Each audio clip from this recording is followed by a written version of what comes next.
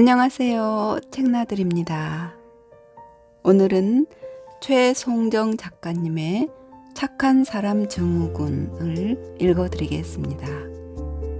이 작품은 인간 본성에 대한 생각을 하게 합니다. 감정이입이라고나 할까요? 마음은 구말리라는 말처럼 행동으로 옮기지는 못해도 갑자기 연민의 감정이 되살아날 때가 있잖아요. 그럴 땐 마음이 참 혼란스럽기도 하는데요. 작품 속 주인공의 마음을 따라가 보며 이 작품을 읽어보겠습니다. 안여정, 그녀가 만리동 고개 언덕길을 내려가며 쉬엄쉬엄 걷고 있다. 방 안에 갇혀 있으니 답답했는데 지금은 마스크를 꼈어도 숨쉬기가 한결 가볍다. 눈이 내려 얼어붙은 길이라 조심스러운데 빵이 말썽부려 미룰 수 없다.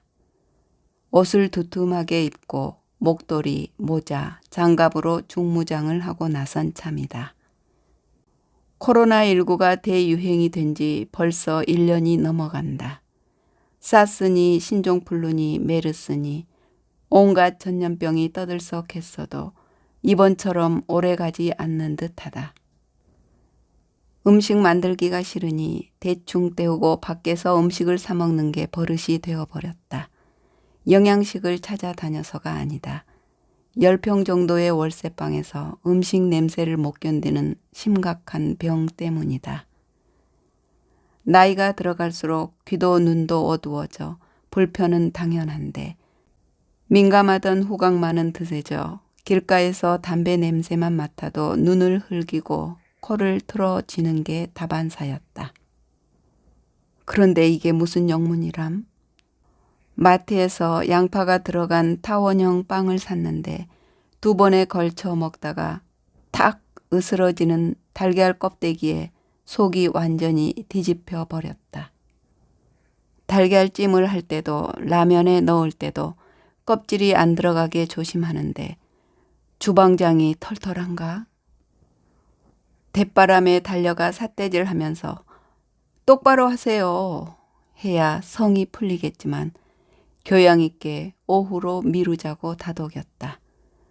맨날 트집 잡혔던 바보 전태일 시 50편으로 마음을 돌렸다. 나간 김에 월세도 송금하지 싶었다. 목에 걸려 넘기지 못한 빵 조각들은 뱉어서 빵이 들어있던 비닐에 집어넣었다. 씹다가 부스러진 달걀 찌꺼기가 어금니 쪽으로 2군데 끼어 찝찝했다. 입 안을 헹궈내도 구정물을 뒤집어 쓴 듯 했다. 누군가라도 붙잡고 사설을 쏟아내야 속이 후련할 듯 했다. 일부러 그랬을 리 없을 텐데 꼬인 심사는 악마의 꼬드김만 같다. 우선은 불만을 가라앉히는 게 최선이었다. 다시 바보 전태일로 관심을 옮겼다. 다니던 직장을 떠난 뒤 도반의 권유로 시민대학을 다니다가 명예석사 과정 중에 특성화된 결과물로 시를 써야 하는 상황이 되었다. 시가 그저 좋아서 헤매고 다녔던 여학생 시절로 돌아가야 했다. 감수성이 메말라 도중에 포기해버린 그 길을 한 땀 한 땀 짚어가야 할 형편이었다. 머릿속은 꽉 차 있는데 표현하기가 애매하니 좌절과 자기 연민의 나날이 깊어갔다. 지도교수의 입맛에 맞추는 글쓰기였다. 그래야 석사과정을 통과한다고 을러댔다. 도중에 그만두고 싶기까지 했지만 어차피 할 일도 없다. 재능이 숨어 있을지 모르는 글쓰기로 원석을 다듬어 옥을 만들겠다는 오기가 생긴다. 단어 수준에서 말을 바꾸고 행과 연을 나누고 탐색한다. 마음은 항상 1970년 10월 13일 평화시장의 처절한 분신 현장에 머물러 있었다. 전태일의 각오와 심정을 잡아내려고 고심하느라 수선을 떨고 있다. 칭찬이든 비난이든 감수해야 한다. 도망갈 곳이 없다. 그 와중에도 빵 생각이 불쑥불쑥 끼어든다. 괜스레 손쉽게 사먹기 즐기다가 불쾌하고 엉뚱한 일만 만났나 하는 생각이 들었다. 그녀는 암 환자다. 문득 지난 날이 떠오른다. 기울어진 철 대문은 금방 문이 닫혀버리고 소리도 우렁차 깜짝 놀랐다. 살짝 오르막인 서너 발 바로 앞이 철문이고 오른쪽으로는 밖에서 2층으로 오르는 계단이 철 난간으로 잇대어 있다. 문을 열면 왼쪽에 1층 현관문이 있고 오른쪽 문을 열고 올라가면 나무 계단이 발걸음을 옮길 때마다 삐걱거리고 퀴퀴한 냄새가 배어 있다. A동, B동, C동으로 나뉘고 지하까지 딸린 3층 건물에 B동은 옆집과 연결된 집합 건물이라는 등기부 등본상의 이름값을 하느라고 고개를 숙이고 들어가는 대문을 같이 쓴다. 우체통은 흉내뿐 이사간 사람도 퇴거를 안 하는지 우편물이 넘쳐서 땅바닥에 뒹굴다가 누군가 치우면 깨끗해지는 상황이다. 지독한 냄새가 실어 젖혀놓았는데 계단을 올라가면 미닫이문 출입구가 있다. 거실 쪽과 화장실에 붙은 방의 벽감은 책꽂이로 안성맞춤이라 책들이 신이 났다. 방 2개 중 하나는 안방으로 제법 널찍하고 안방 옆 부엌 쪽으로 다락이 있고 새로 설치한 가스레인지며 안방에 한 번도 안 썼다는 벽걸이 에어컨이 세입자를 손꼽아 기다린다. 서울에서 이 정도로 착한 주인을 만나기 어렵다 싶어 들어온 집이었다. 웬만한 신형 빌라 크기보다는 실속 있고 알뜰한 공간 구조였다. 안방에서 채광이 쏟아지는 창문을 열면 오른쪽 하늘을 수놓은 서울타워는 성경이었다. 새벽녘엔 서울역에서 기차가 레일위를 훑으며 지나가는 바퀴 소리가 발밑에서 들렸다. 나름대로 이만하면 서울에서 고대 광실 아닌가 하는 생각이 들기도 했다. 아프지 않을 때 그녀의 취미는 해외여행이었다. 다녀온 여행지에서 얻어들은 체험이며 지식을 논문으로 쓰자면 여행 실태 조사용 설문지를 만들기도 했다. 젊은 영혼을 불꽃으로 산화하고 떠난 전태일 평전은 그녀의 헛헛한 심장에 파고들었다. 한동안 울음바다로 만들었다.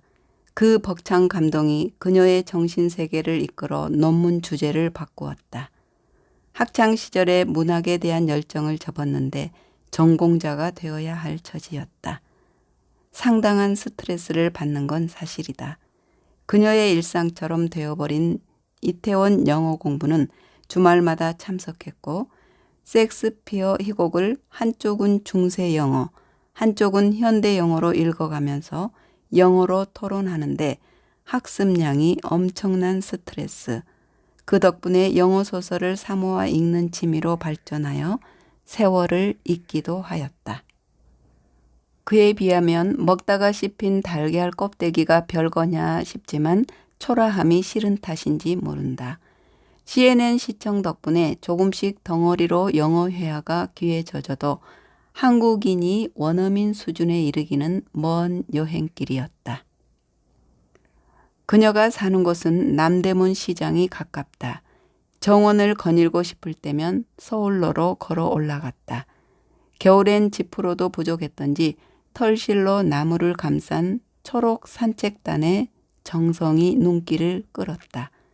고가도로에 모셔진 나무들의 치장을 보면서 부잣집 애완견을 떠올렸다. 관심을 듬뿍 받은 나무들은 행인들을 반겼다. 슬슬 거닐기도 귀찮아져 집에 머무는 시간이 많아진 터였다. 지금 말리동 고개를 내려가는 건 미룰 수 없는 빵 문제 때문이다. 마음이 아무리 바빠도 빨리 걷지 못한다. 왼쪽 다리가 부실한 지 오래되었고 퇴행성 관절염으로 자주 물리치료실 신세를 지지만 인공관절 수술은 미루면서 지내기에 한 걸음 한 걸음이 살얼음판이다. 더욱이 새해가 시작된 지 나흘째 한겨울이라 길바닥은 얼어붙어 제법 길이 미끄럽고 대리석 간 포장도로는 미끄럼을 탈 지경이라 보폭을 줄인다. 운동화 밑창이 번들거리진 않아도 등산화가 아닌 마당에야 잠깐 실수로도 넘어지면 부상을 피할 수 없을 정도다. 나이 들수록 느긋하게 지내라는 충고를 머릿속에 새기며 빵가게에 가서 되도록 기분 나쁘지 않게 해야 할 말을 간추려 본다.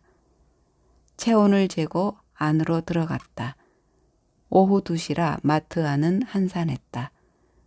베이커리 코너는 여러 모양의 빵들이 반짝반짝 윤기를 뽐내고 있었다. 그녀는 거리낌 없이 앞으로 다가가 배낭에서 비닐을 꺼내며 말을 걸었다. 여기서 산 빵인데 그 안에 달걀 껍질이 들어있었어요. 바로 옆에서 매대를 정리하던 30대 가량의 남자가 빠르게 다가왔다. 빵을 사러 왔다는 기대가 허물어지자 실망한 표정이 그녀의 시선을 따라 흔들렸다.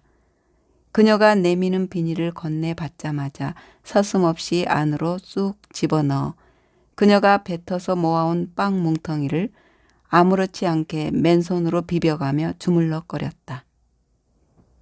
더 놀라운 건 천연덕스럽게 내뱉은 다음 말이었다. 이건 양파 껍질 아닌가요? 인정하고 싶지 않겠지만 행동이 거칠더니 말투도 엉망이다.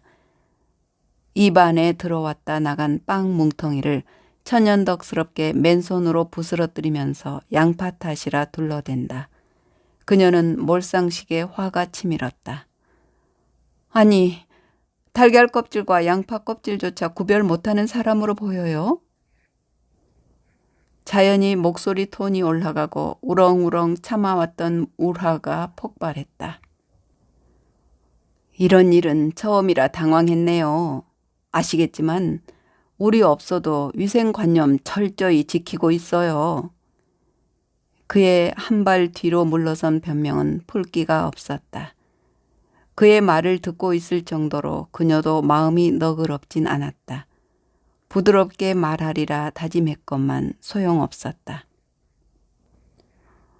이 빵 반은 전날 먹고 반은 오늘 아침에 먹다가 껍질이 씹혀 속이 부글거리는데 한가하게 거짓말로 태클 거는 사람으로 보이나요?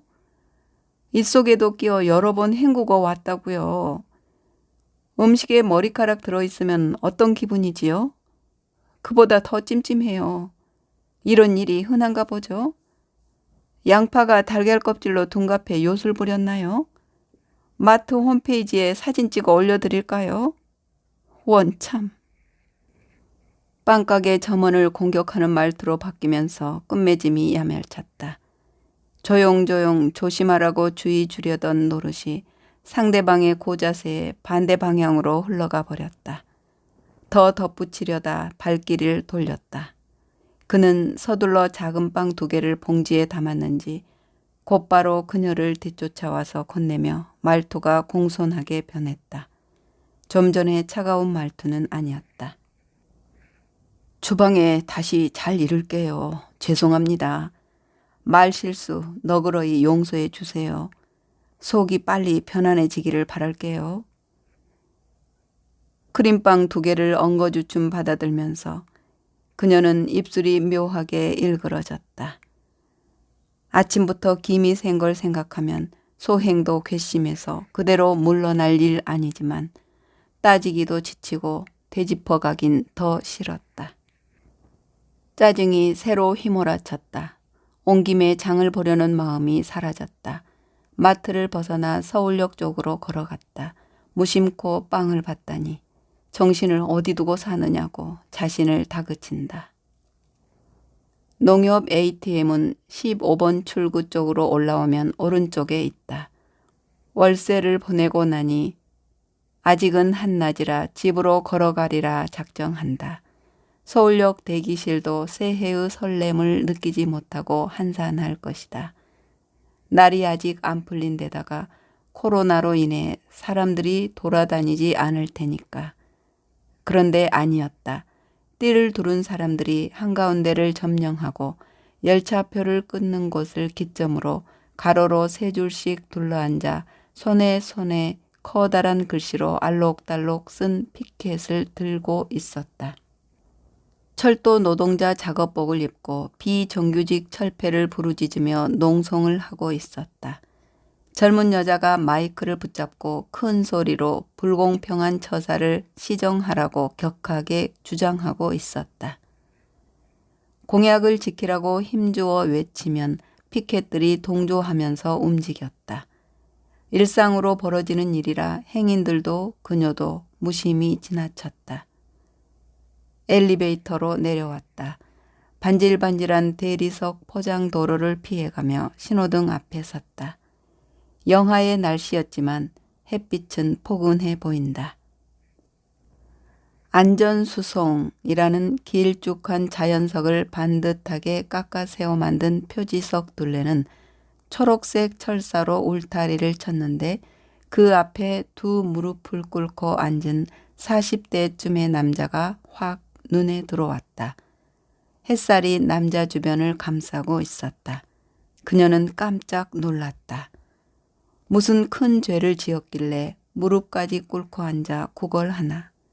그녀는 좌변기 아니고는 이를 볼 수 없을 지경으로 무릎이 망가져서 무릎 꿇는 남자의 성한 다리가 존경스럽고 신기했다. 남자는 장난삼아 무릎을 꿇는 게 아닌 듯 했다. 시선은 땅바닥을 향하고 두 무릎은 딱 붙여 맨바닥에 꿇는 자세라 신하가 군주 앞에 석고 대제하는 모양새다. 그 흔한 종입 상자 하나 깔지 않은 상태였다. 회색 야구 모자와 흰색 마스크를 쓰고 옷차림은 진갈색 후드 잠바에 청색 바지 차림이고 검정 운동화를 신고 있다. 무릎 담요를 거부하고 두 손바닥은 하늘을 향해 기도하듯 모아서 적선을 바라는 자세로 꿇었다. 그 앞엔 동그란 깡통이 어설프게 놓여 있다. 얼굴은 갸름하고 이목구비는 반듯하다. 귀공자 같다. 햇볕에 그을리지 않는 사무노동자가 틀림없다. 손도 험한 일에 시달린 거친 모습이 아니다. 어정쩡 따라 나선 철없는 아이 차림이다. 아무리 보아도 구걸할 사람처럼 보이지 않는데 무슨 곡절일까. 아무도 관심 가져주지 않는 자리에 손발이 성성한 보통 남자가 무릎을 꿇었다고 쌀을 주나 동전을 던져주나 체면도 내 던질 정도로 절박함이 있나? 단순히 게을러서인가? 정상적인 삶을 포기해서인가? 무작정 속죄하고 싶어서인가? 꽃동네에 누워있는 환자보다 상태가 좋아 보인다. 돌아다니면서 얻어먹는 육신은 그나마 한 가닥 축복이라 했거늘. 빵 가게에서 느낀 찝찝함은 숨어버리고 순간 이 남자가 가출한 10대의 청소년 전태일로 보인다. 30년 정도는 훌쩍 더 나이를 먹은 듯해도 허공을 거느린 무심한 표정과 풍기는 인상은 영락없다. 착시 현상이라 할지라도 구걸은 목구멍의 생존을 위해 완전히 공인된 최후의 수단일 터였다. 이리저리 훔쳐봐도 남자의 육신은 건강 그 자체다. 그 신체 조건이라면 적어도 시골에 가서 비닐하우스 일손을 거느려도 몸 하나 건사하긴 어렵지 않을 텐데 자존심 팽개치고 노숙자로 지낼지언정 일손 부족하다고 왕왕거리는 시골행은 애초에 염두에 두고 있지 않겠지. 그녀는 횡단보도를 천천히 건너가면서 셈이 복잡해진다. 뭔가를 주고 싶다. 현금은 찾아야 하고 빵 2개는 그대로 있다. 그 빵을 통 안에 넣으면 남자는 어떤 표정으로 바뀔까? 상대방이 어떻게 반응할지 몰라 불안하다. 전태일은 부산 바닷가에서 임사체험을 한 직후 모래사장에 구경꾼들이 늘어놓고 간 10원짜리 몇 장에 울컥하여 마른 눈물을 쏟았다. 이 남자도 공감한다면 작은 적선이 선행으로 옮겨갈까? 그럼에도 불구하고 양파빵과 바꾼 크림빵을 어색하고 부끄러워 배낭 안에서 꺼내지 못하고 망설인다. 무릎 꿇는 남자를 일으켜 바로 앞에 질비에 있는 음식점으로 데리고 들어가 밥이라도 사주고 싶다. 지금까지 어떤 일을 겪어왔는지 사연을 듣고 싶다. 대체 무슨 잘못을 회개한답시고 불편한 자세로 속죄하고 있는지 알다가도 모를 일이다. 양심, 까짓거 버려도 되는 쓰레기로 바뀐 지 오래다. 자칭 능력자는 얄팍한 속임수로 몇천억을 꿀꺽하고도 상대방이 자살해도 꿈쩍 안 하는 철면피들이다. 하나같이 자랑질 뿐이다. 머리가 좋고 때를 잘 만나 돈을 가만히째 퍼담았다는 것이다. 이 남자는 양심에 털 안 난 군자인가?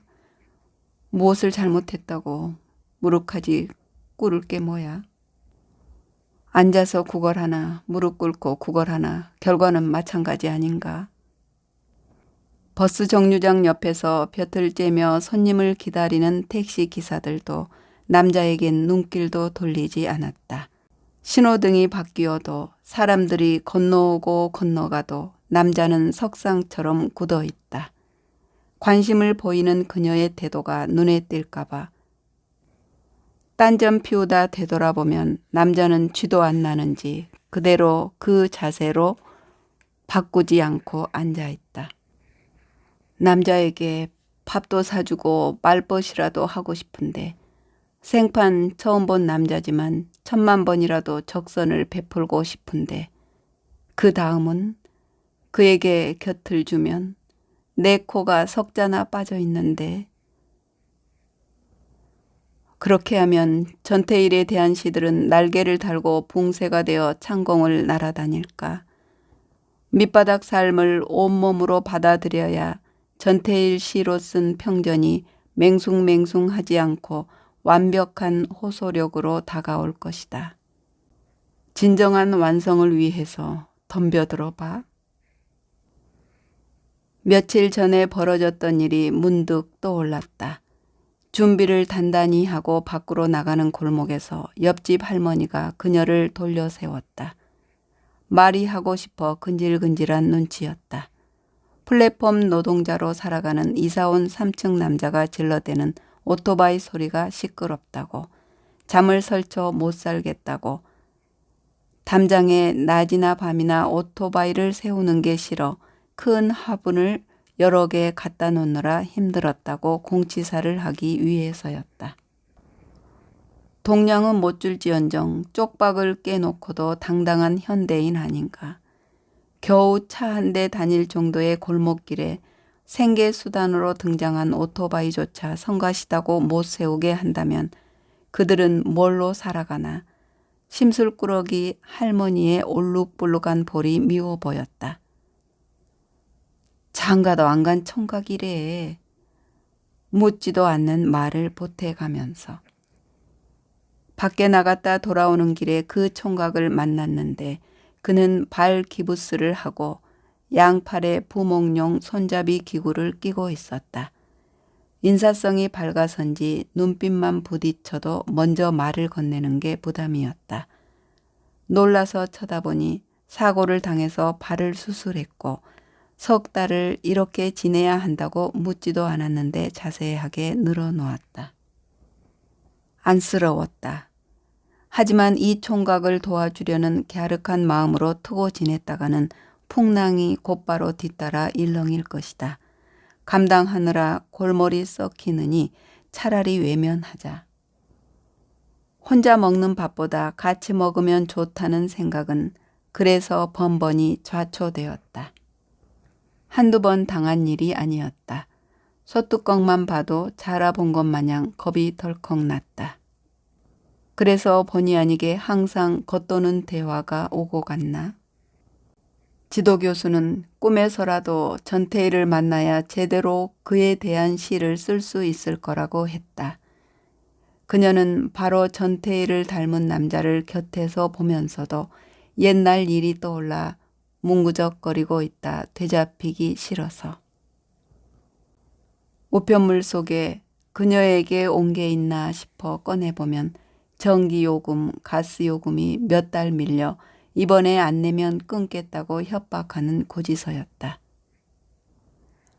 어떤 사람은 고속도로 통행료 미납으로, 카드 사용료 안내, 정화조 안 푸면 벌금 매기겠다고 구청에서 보낸 독촉장 등 날품팔이로 살다 보면 공과금조차 큰 부담이 된다는 사실에 처지가 딱할 뿐이었다. 나라에서 지원하는 노령연금도 주택 지원도 다양하게 쏟아져 이용 잘하는 사람은 아파트까지 얻는 판이었다. 청년이 이사 오기 전 살던 할아버지는 월세도 내주더니 나라에서 마련해준 임대 아파트로 간다고 으스대면서 떠났다. 좋은 정책들도 혜택에서 먼 사각지대가 있으니 안타까웠다. 혼자라는 사실을 알면 구실을 붙여 그녀의 정신을 흩어지게 할 게 뻔했다. 그들과 엮이면 불행했다. 외로운 게 차라리 나았다. 충분히 당해왔다. 연금이라도 남아있어서 월세 내고 살 수 있음에 고마워해야 할 처지가 아닌가. 혼자 여행하고 혼자 밥 먹고 혼자 잠자고 그녀 주변은 혼자 일색이었다. 불쑥불쑥 외로움을 견뎌내기가 어려웠다. 그러나 그걸 극복하자고 사람 있는 대로 나아가면 불편하기만 했다. 마음 한 자락도 편하지 않았다. 같이 근무한 적이 있던 박으로부터 전화가 걸려왔다. 해외여행길이 꽉 막히면서부터 더욱 안으로만 잦아드는 생활에 진력을 내다 보니 같이 춘천 청평사도 놀러가고 인천 섬도 둘러보고 서울 근교 도봉산이든 북한산이든 1박 하지 않아도 되는 곳은 많다고. 미사리 커피숍은 죽여준다고. 일요일 아침 일찍 서둘러 만나 눈 쌓인 산을 바라보며 여행 같이 다니자고 청했다. 혼자라는 말조차 질렸다고 그 질곡을 벗어나지 못하는 생활이 따분하다고 고백하는 말에 동감하면서도 그녀의 별로 계획적이지 않은 일상에 파문을 일게 하고 싶지 않아 이런저런 핑계로 거절하고야 말았다. 소외감, 바로 그것이었다. 같이 한강을 거닐 때도 박은 스케치북을 들고 다니며 인물을 크로키하는데 재주 없는 그녀는 할 일 없이 구경만 하는 것, 지나가는 사람들 뒤 꽁문이나 바라보고 나비들이나 참관하는 그것이 다가 아니었다. 박의 너무 솔직한 타박에 상처를 입은 적도 있다. 그렇게 그녀 주변에 있던 동료나 친구나 가족은 피부에서 부스럼 딱지가 떨어지듯이 하나씩 제 갈 길을 가버렸다. 제자리에 남아 서성이는 그림자는 오롯이 그녀뿐이었다. 사는 게 괴로워 힘들어 하면서 외마디 소리 지르다가도 가까이 누군가 곁에 있으면 불편한 고약한 증상이 심해진 셈이다. 혼자 눈뜨고 혼자 잠들고 혼자 노래 부르고 혼자 떠도는데 길들여 지내는데 누가 누구를 걱정하는가. 아직도 정신을 딴 데 외출 보냈는가. 뉴스에 도배되는 사기 수법에 그녀도 온전하게 걸려들었다. 말을 참았을 뿐이지 어이없어 기막히다. 기획부동산의 유혹에 아파트 한 채가 훌쩍 날아갔다. 알뜰하게 모아놓은 현금은 달러로 환치기를 하면 짧은 시간에 큰 돈을 만지고 황금성도 좋다는 터무니없는 농간에 덜컥 송금했는데 도망치니 끝이었다. 닭 쫓던 게 지붕 쳐다보는 시기였다. 살림이 거덜났다. 사기꾼은 평생 곁에 두어선 안 되고 만나지 않는 게 상책인데 물 반 고기 반 이상으로 섞여 있으니 걸러내기가 쉽지 않았다. 이제는 모두가 사기꾼으로 보여 다가가기 겁났다. 그녀는 의지가 물렁거려서 사기를 교묘하게 당하는 쪽이었다. 얼마나 순진한 바보인지 얼마나 멍청한지 믿음이 허상이었음을 알아차렸을 땐 상대방이 회심의 미소를 지으며 툭툭 자리를 털고 떠난 뒤였다. 그녀는 불쌍해 보여도 능력 있어 보이는 사람을 철석같이 믿고 투자를 했다. 결과는 늘 꽝이었다. 막판에 초라한 그녀의 집도 자식에게 넘겨주고 짐을 줄여 월세방으로 옮겨온 터였다. 그 결정만은 잘한 셈이다. 한번 접어든 암 환자의 꼬리표는 숨이 끊어져야 사라질 것이다. 숨 쉬는 것이 가장 큰 행운일 뿐 기적은 없었다. 탈관하려고 애썼다. 인간관계도 번거로웠다. 견디다가 죽으면 그만이라는 허망함에 사로잡혀 나머지는 놓아버린 것이다. 그녀 주위에 있는 가족이든 친구든 그녀에게 도움을 요구하는 방법도 가지가지였다. 은밀히 아끼는 것까지 내놓아야 할 정도로 그들의 욕심은 악착 같았다. 다행인 것은 그녀는 겉으로는 온전하게 살고 있다는 점이다. 천정부지로 솟구치는 집값이 남의 집 불구경이 된 지 오래전이지만 한강의 얼음 조각이 둥둥 떠다니듯이 그녀의 삶 전체가 표리하고 있었다. 그 어떤 것도 순수하게 받아들이질 못하고 꼬아서 보는 버릇은 환경 탓이었다. 30여 분을 무릎 꿇는 남자의 반대편 포장마차 골목을 어슬렁거리며 담벼락에 기대어 지켜보아도 남자는 그녀의 시선을 알 리 없을 텐데 쥐도 안 나는지 꼼짝도 하지 않는다. 대단한 체력과 인내다. 그녀보다도 낫구나 싶어 천천히 발길을 돌리려던 참이었다. 눈발이 날리기 시작했다. 눈발 속에서도 남자는 무릎 꿇는 자세는 그대로일까 더 궁금해선 안 되었다. 이미 그녀의 몸이 밑에서부터 얼어붙고 있었다. 가까운 식당이라도 들어가서 온기를 회복해야 하련만 식당으로 커피숍으로 들어가고 싶지 않았다. 그녀는 결국 인연도 악연도 아닌 남자를 버리고 집 쪽으로 돌아서서 걷고 있다. 전태일과 남자가 무슨 상관이냐 싶다가도 전태일이 청소년기를 힘들게 넘기는 시점에 잠깐이지만 국어를 벗어나지 못했음을 떠올렸다. 엄마가 갓난아이를 업고 염천교에서 만리동까지 걸어 다니며 밥을 얻어 먹였다는 기록이 남아있는 걸 보면 그러면 그렇지 여정아 너도 뭐 별난 인물이니? 지난 상처 어쩌고 헤매고 변명하는데 아주 제주 옹골지구나. 쓸데없는 걱정에 해가 저물겠다. 어이없구나.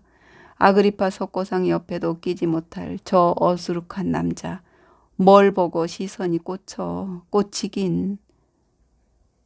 집으로 돌아가는 길은 허청거린다. 특별히 달라진 게 없는 길이건만 무중력 상태에 접어든 것 같다. 아침에 그러고 나서 입맛이 쓰다고 물도 양껏 마시지 않은 탓인가. 자신에 대한 모멸감에 다리가 후들거린다. 하다가 안 되면 그만둬. 전태일이든 뭐든 목숨 걸듯 애착하지 말라고. 자책이 줄을 잇는다. 지질이 복도 없는 것. 부모 복도, 남편 복도, 자식 복도, 친구 복도 도망가고 돈 복도, 건강 복도 마찬가지.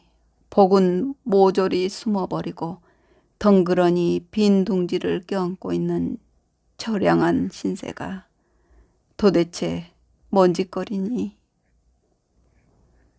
벗어날 수 없는 과거의 아픈 상혼이 고개를 냉큼 쳐든다. 또아리를 튼 구렁이 상어다.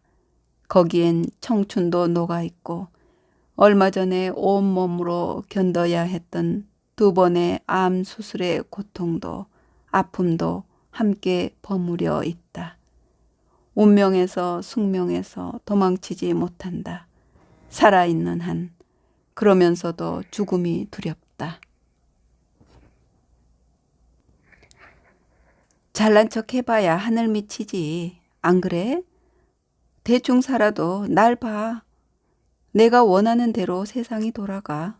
신기해.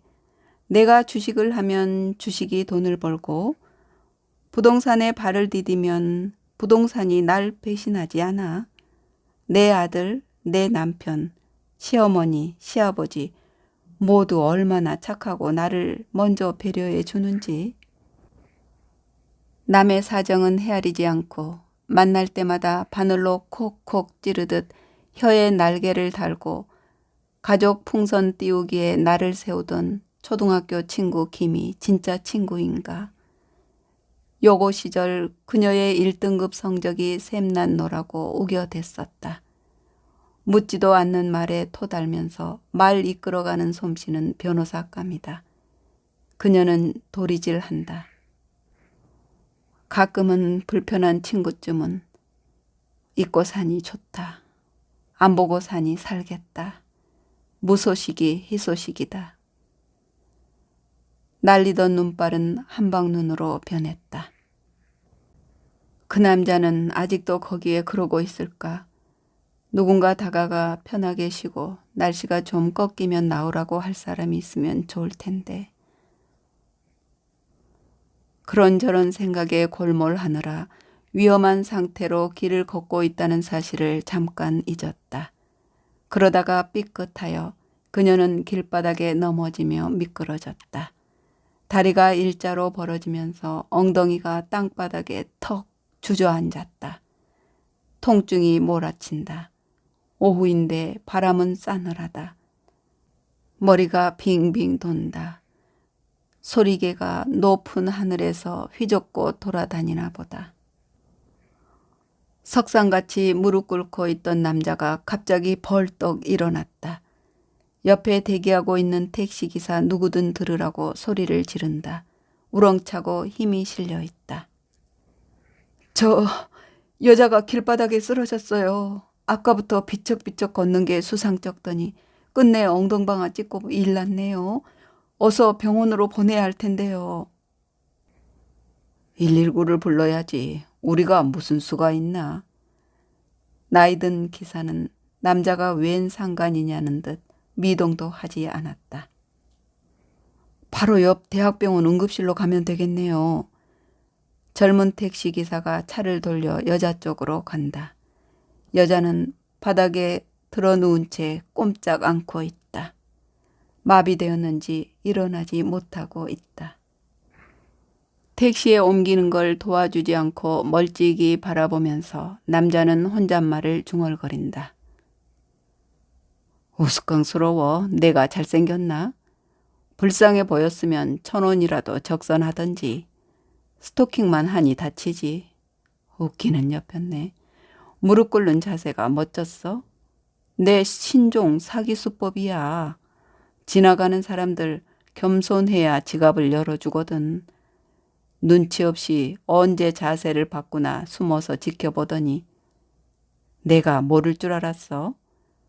돌아서는 등짝을 보고 이겼다 했더니 쯧, 날벼락이네.